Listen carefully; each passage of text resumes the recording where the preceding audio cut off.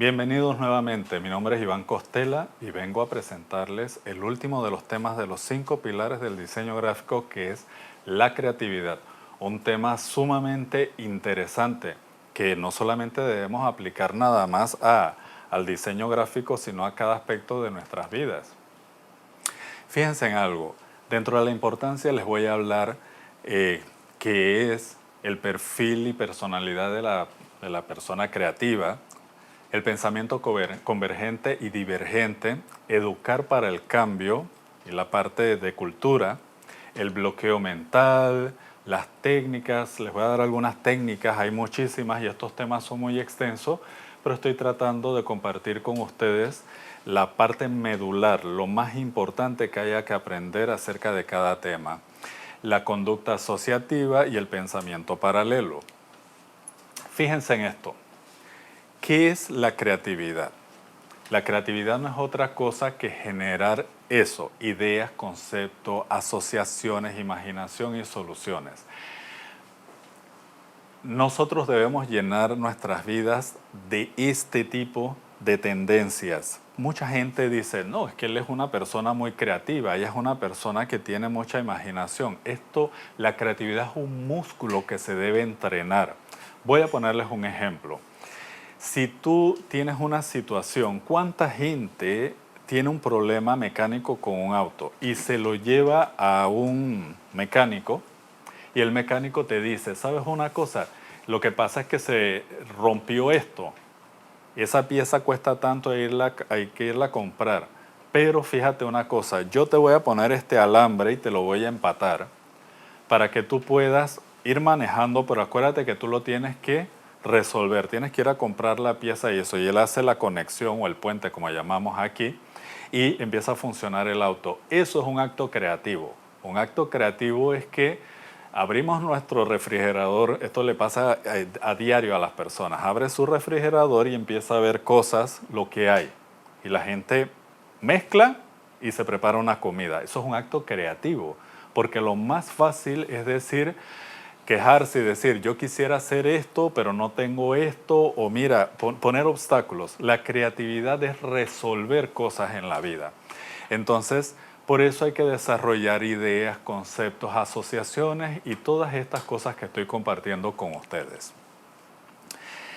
Mucha gente se pregunta, ¿seré yo creativo? ¿Existen las cualidades para las personas creativas? Realmente sí les voy a decir que sí existe, innatamente. No quiere decir que si tú no lo eres, no vas a ser creativo. Es como yo te dije a ti, les he dicho a todos ustedes, la creatividad es un asunto de ejercitar la mente, la actitud de uno. Y fíjense en algo, es increíble, pero mucha gente piensa que los creativos simplemente son personas que son estrafalarias, locos, inhibidas, y no lo es así. Se han hecho estudios y hay algo muy interesante.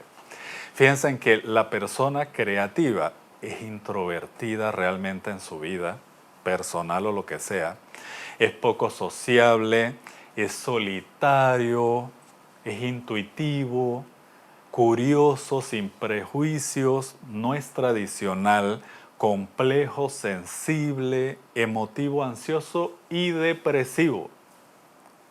Son personas increíbles. Es muy interesante esto que les estoy planteando, porque mucha gente piensa que una persona vestida estrafalariamente en la calle debe ser una persona muy creativa. Sin embargo, la persona creativa tiene problemas de depresión, tiene problemas, es una persona que a lo mejor hasta le cuesta hablar en público, le cuesta relacionarse con el resto de las personas. ¿En qué sentido? Ustedes saben que en los sitios de trabajo siempre los compañeros salen, etcétera, y no es que hay alguien, esta persona del creativo no es que no quiera compartir, sino que le cuesta un poco los temas de conexión, de conversación con el resto del equipo. Y es muy interesante. Miren que aquí abajo hay una frase que dice, un alto coeficiente intelectual no garantiza la creatividad, porque mucha gente dice, yo soy inteligente porque yo leo muchos libros, porque yo escucho todos los días las noticias, porque no sé qué, yo debo ser muy creativo. No, lo que es una persona muy bien informada.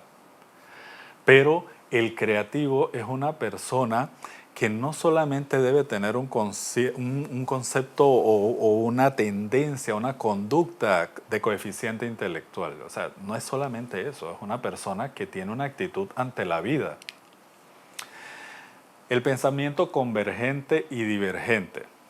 Es algo interesante. El convergente, estos son dos polos opuestos, el convergente y el divergente. El convergente es la persona que dice, yo tengo que resolver esto, lo hice y se acabó.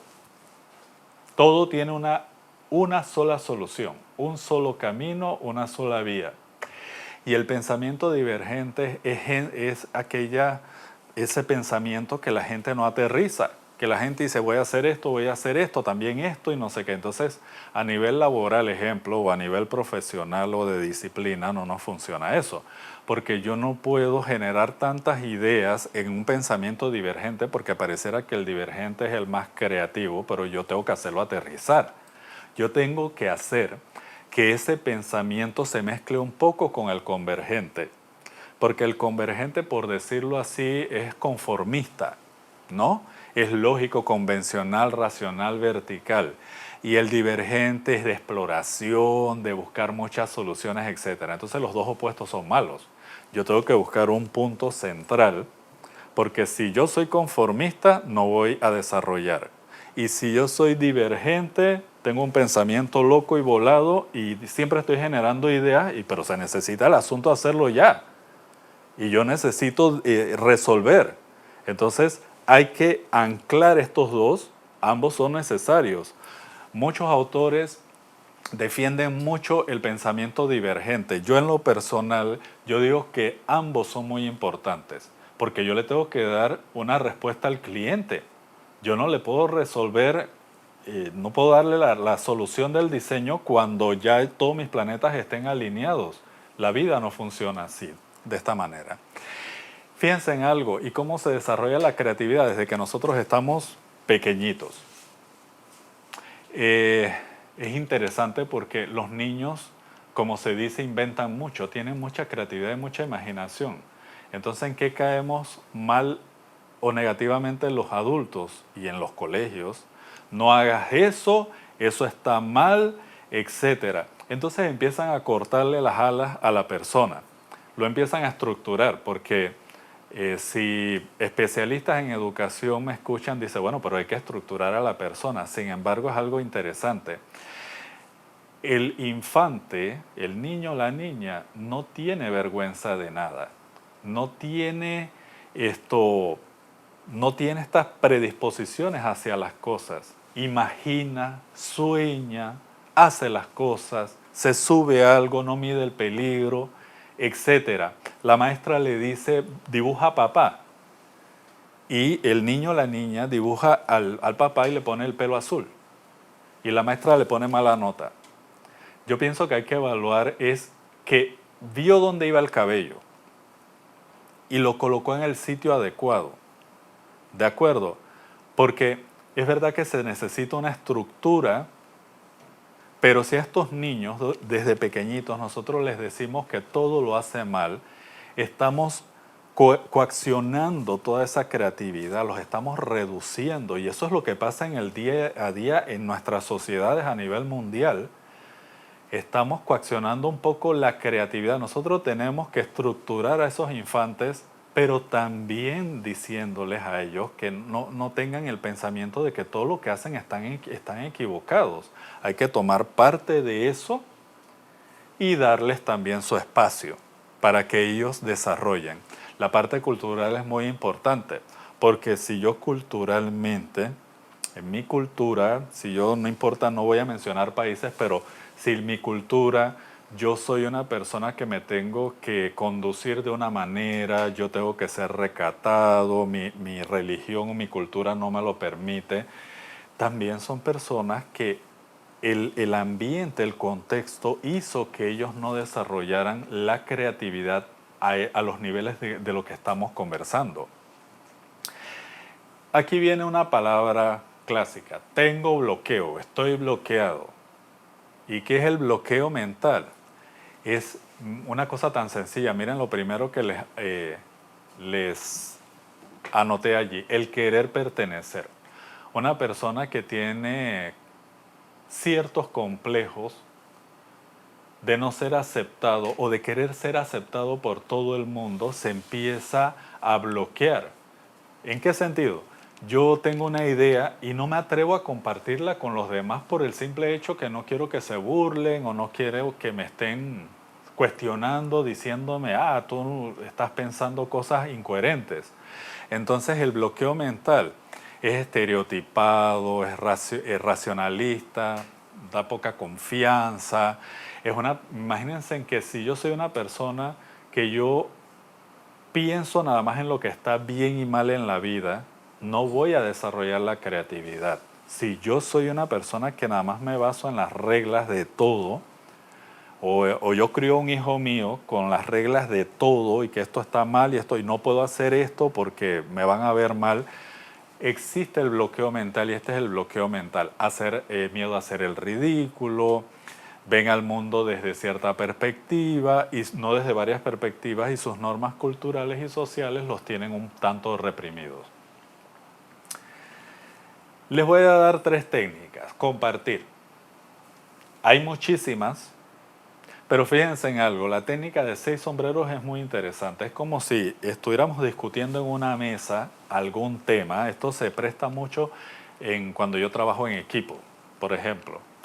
Entonces tenemos un tema donde no nos ponemos de acuerdo y existe una técnica que se llama la técnica de los 6 sombreros, en donde si yo hipotéticamente hiciera que cada uno se pusiera un sombrero y yo le digo, tú vas a hacer el sombrero blanco, tú vas a hacer el sombrero rojo, tú vas a hacer el sombrero negro, el amarillo, el verde y el azul, cada uno de esos sombreros tiene un rol.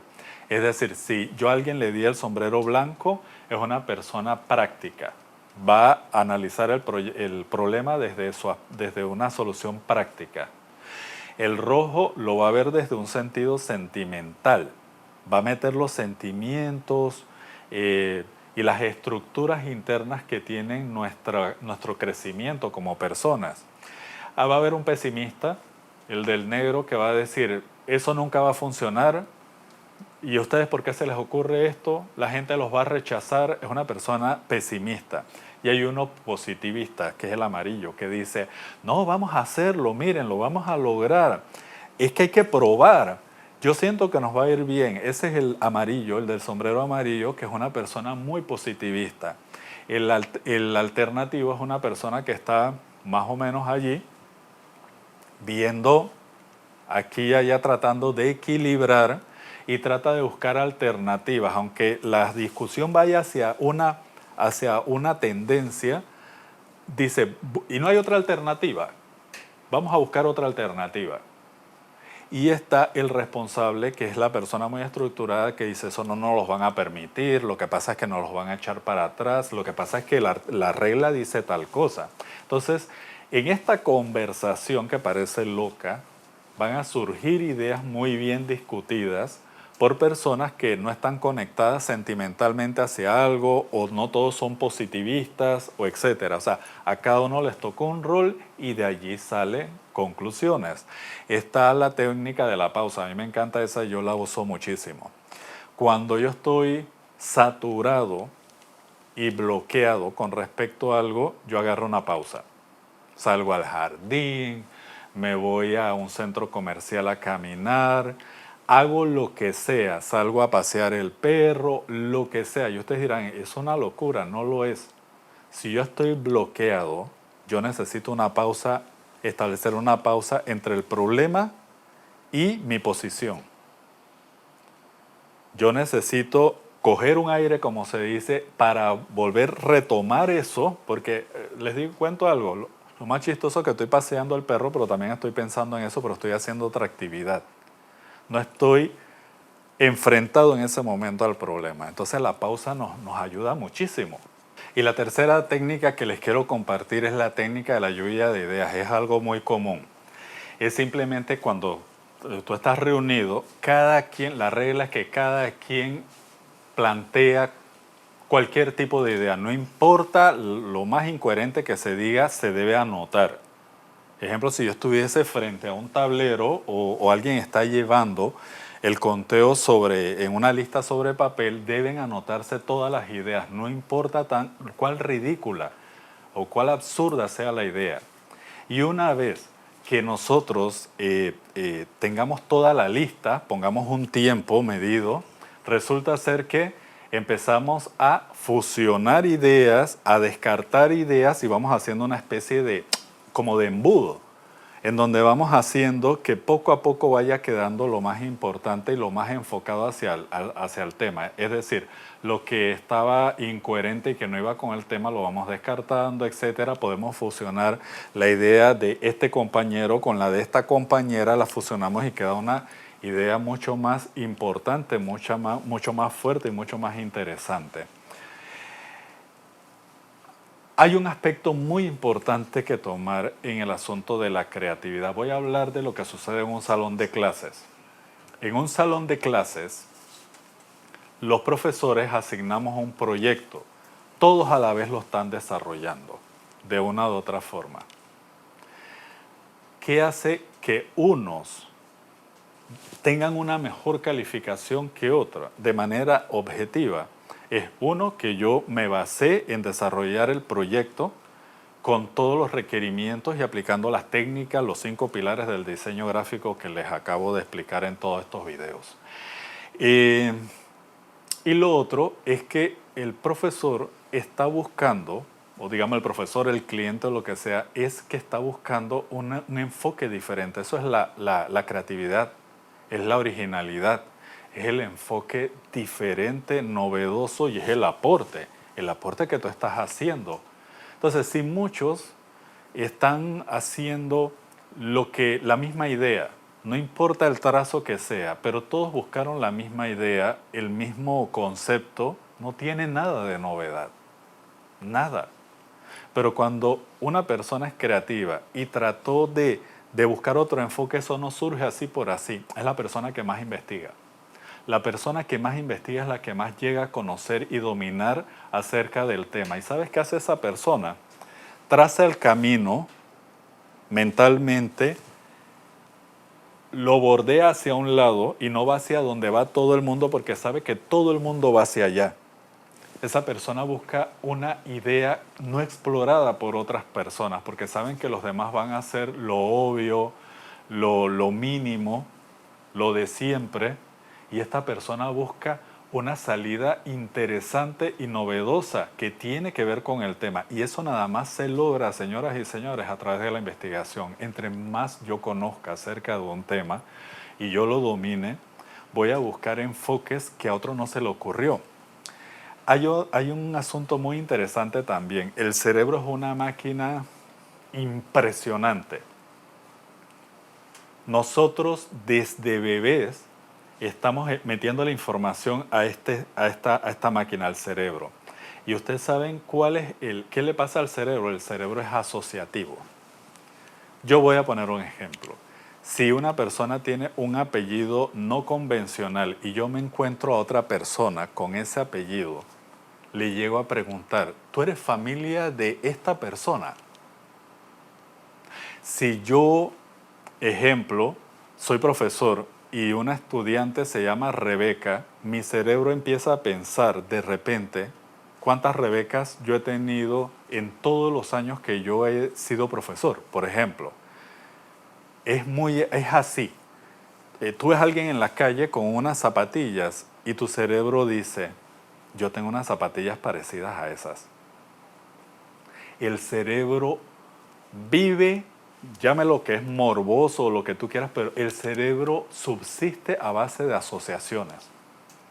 De hecho, para nosotros aprender nuevas cosas las asociamos con otras. Y eso es muy importante saberlo. Entonces, el pensamiento, si yo voy a desarrollar un proyecto interesante, yo debería aplicar lo que yo he titulado, lo que es el pensamiento paralelo. El pensamiento paralelo es eso, que yo no voy hacia allá, sino que busco otra línea relacionada con ese tema. Porque yo sé que todo el mundo va a ir hacia el mismo lado y yo quiero sobresalir.